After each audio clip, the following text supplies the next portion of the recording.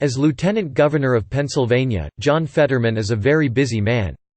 But he was prepared to drop everything on Friday and drive to a Weis Markets in Lebanon, PA, to hand-deliver a personal check for $109.63, the exact sum of groceries that a woman with advanced cancer was recently convicted of stealing.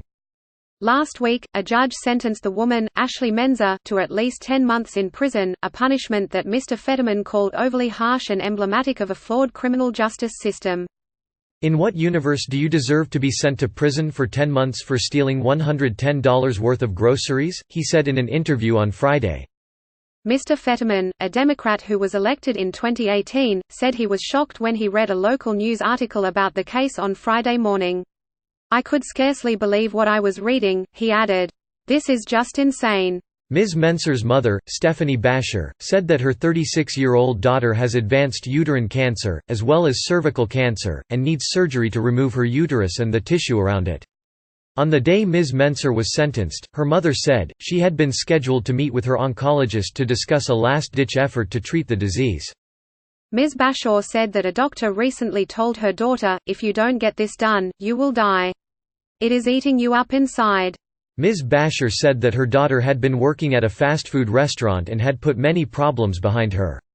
Her lawyer, Scott Fetterman, asked Judge Samuel A. Klein to allow her to serve any sentence through home confinement so that she could continue to be treated at the Penn State Cancer Institute in nearby Hershey, PA.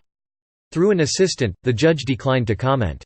Mr. Fetterman said that Ms. Menzer had a history of minor drug and theft crimes, and that both the 2018 shoplifting charge she pleaded guilty to, a third-degree felony, and the sentence handed down were in line for someone with her criminal history.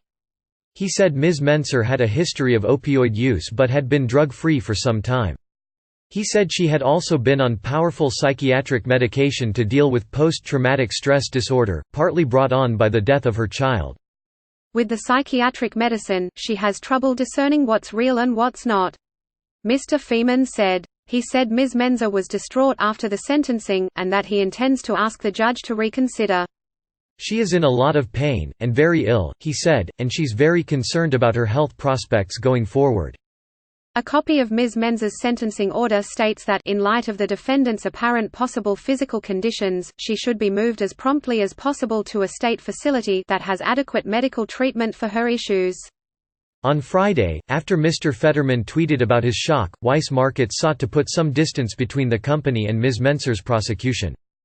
Without naming Ms. Menzer, the grocery chain said that a woman had left a Weis Market store near Lebanon 2 years ago without paying for items in her cart. "After she left our store, we alerted local law enforcement, who subsequently arrested her," the statement said. "Since then, we have not participated in the judicial or sentencing process."